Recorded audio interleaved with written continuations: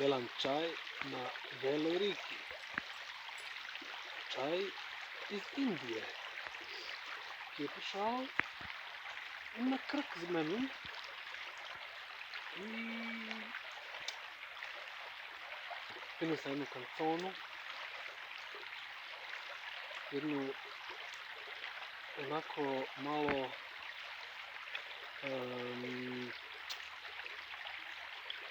lirsku kanconu sa elementima erotike i pornografije. Mislim, ta kancona se već finiva, jedno 2 leta se finiva, ma da se nešto dobro stori, treba vremena, ne? Ča ne?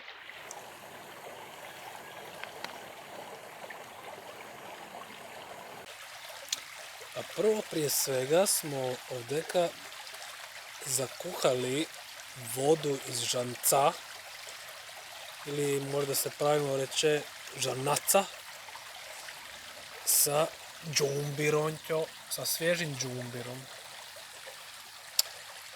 A ovdje je taj čaj koji je zapravo, sam ga već jednom, možda čak i 2 puta upotrijebio, kada ima i limunove kore, što će se sam posušil, i naranče i mandarine i neke suhe mente, što je bila suha prije. I mislim da sam još i klinčiće stavio, a iz Indije čaj je zapravo kao neki, kako se ono zvao, kao za čišćenje neki čaj je to bio. Mislim da je zeleni, možda crni, ali još neke biljčicama unutra. Najvjerojatnije tulsijem.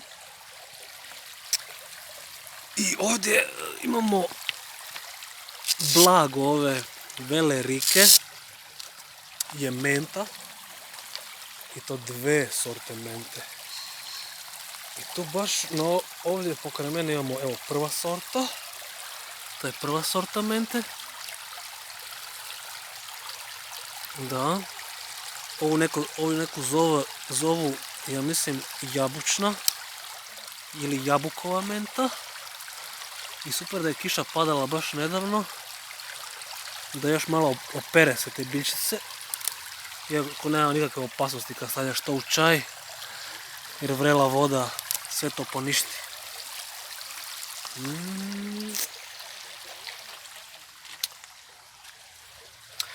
I onda tu vrelu mentu hitiš direktno u čaj, ovako gle. Hitiš nutra, ovaj čaj, i najbolja menta je kad je svježa ovaj čaj, to je najbolja. A sad gremo preko Vele Rike, pješke, bosi, ovako, da valjda mi neće pas mobitel. Unutra neće, da oberemo i ovu drugu mentu. Viš, neki hita smetiva, vreku. Znaš ti da se smeti, mone jedne su biloči. Viš, ovo je druga menta, ovo je druga sorta. To se zove, mislim, potočna menta, viš ovako. Ovo je drugo blago, ovdje sa Vele Rike. A nisu malo zet, za čaj. To mi je još bolja nego ona jabukova. Ali uvijek je miks najbolji. Naprimjer, kad imaš črnca i bijelkinju, miks od njih dvoje ili obrnuto, nije važno. Miks od njih dvoje je najbolji. I sad to ubaciš unutra svježe kuna.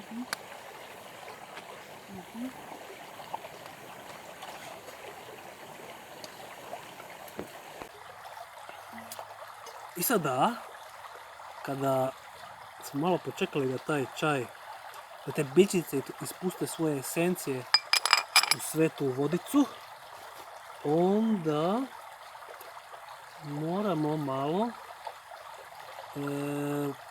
kako se to uopće kaže, pretočiti čaj, malo ovako ovdje malo pretočiti, pa onda malo vrnuti nazad ovdjeka.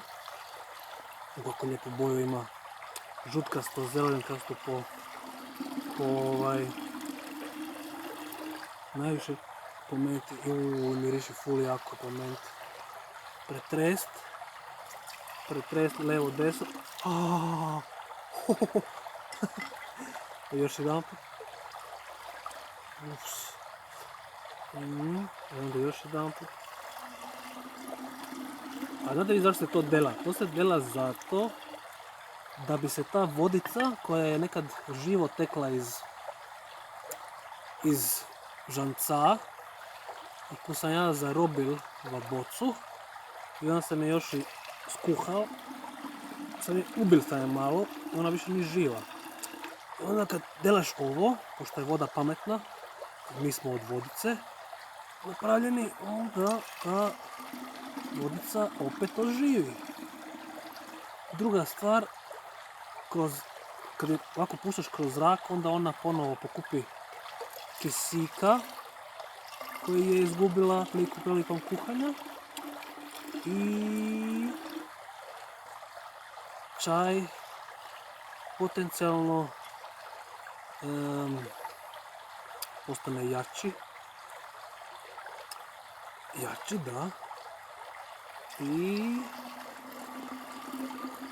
još ima jedna stvar. Da. I malo se brže ohladi, da ga možeš brže pit.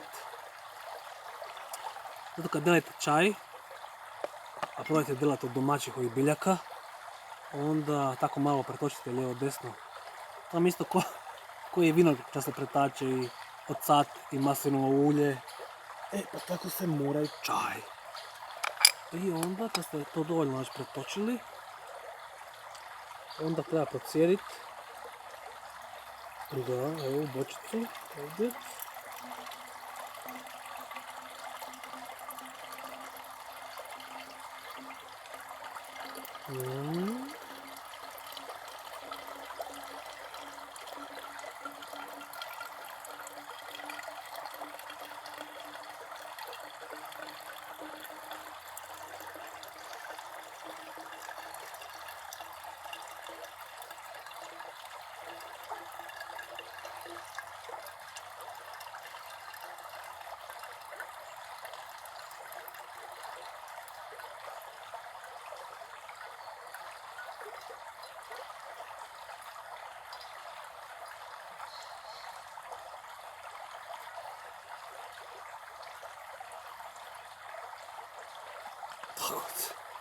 A ovaj materijal iznutra, pošto je potpuno organski, biljni, čak je ubran ovdje. Nešto malo iz Indije, ali to je sve biorazgradivo. Morate samo ovdje hititi. I nikom niš.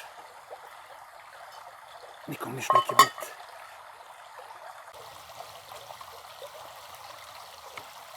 Eko, čaj gotov. Možda još malo vruć. Ali ni me briga, až najbolji čaj je vrel. Vrel čaj.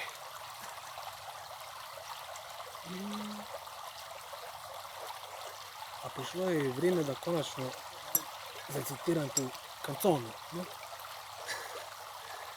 Dakle, kancona je inspirirana lijepim ženama, hvala Bogu, normalno, u toj vječnoj igri između muškarca i žene, naravno u ljubavi, samo u ljubavi, ali inspirirano je isto tako i ovom velom rikom, burom i šaš, biljkom šaš. Zapravo nisam siguran da li sam vidio ovdje uz velu riku šaš, ali jednom nisam točno siguran ni kad to točno bilo, ali tu sam se šetao uz velu riku i bila je jaka bura etika.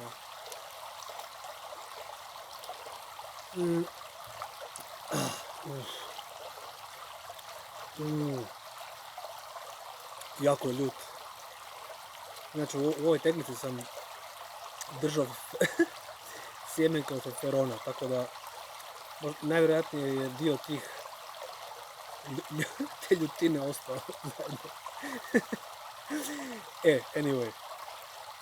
I ta bura je jako puhala i čuo se šum vjetra u biljkama. Sad da li to stvarno bio šaš ili neka druga biljka, uglavnom fino se čuo taj zvuk. I zato se ova pjesma zove Vjetar u šašu. A da vas prvo upozorim, ja stvarno sklonite djecu ča, nemojte da to gledaju ni slušaju. Pogotovo djecu ispod 14 godina. Ove iznad 14 godina njih možete i pustiti čak. Ali nemojte ih puštati da budu previše na YouTubeu, Instagramu i Facebooku. Brinite se od njima aktivno. To su ipak vaša djeca. Kaže ovako. Uz velu riku i vjetar u šašu, golu na biku spazio sam mašu. Skočila je s bika, počela je rika, poput velebita narasla mi kita. Pod pazusima mio miris, a u ustima njen klitoris. Raširila je svoju ritu i usisala moju kitu. Od vele rike, gdje lizao sam stašu i slušao vjetar u šašu, ostala je loko. A pizda njena, slatka kao zrela smokva. Puna usta plodnog soka od pizdinog vodoskoka. Glok, glok, glok. Vreli sok. Na plavom nebu letjele su šljuke, a mi ševili se kao štuke. Presušila je vela rika, gdje mazio sam Natašu. Rodila je ulika i puhao vjetar u šašu. Topila se kao ovčja skuta, moja ruka ispod njenih skuta, u njenoj ruci moja kita kruta, vlažna pizda nigdje ne odluta. Posvu smo se ljubili, u ljubavi se izgubili, spojili smo se kao jedno i svršili smo zajedno. Uz velu riku i kojeta riku, gazio sam Mašu, Natašu i Stašu, dok šumio je vjetar u šašu. Živjeli!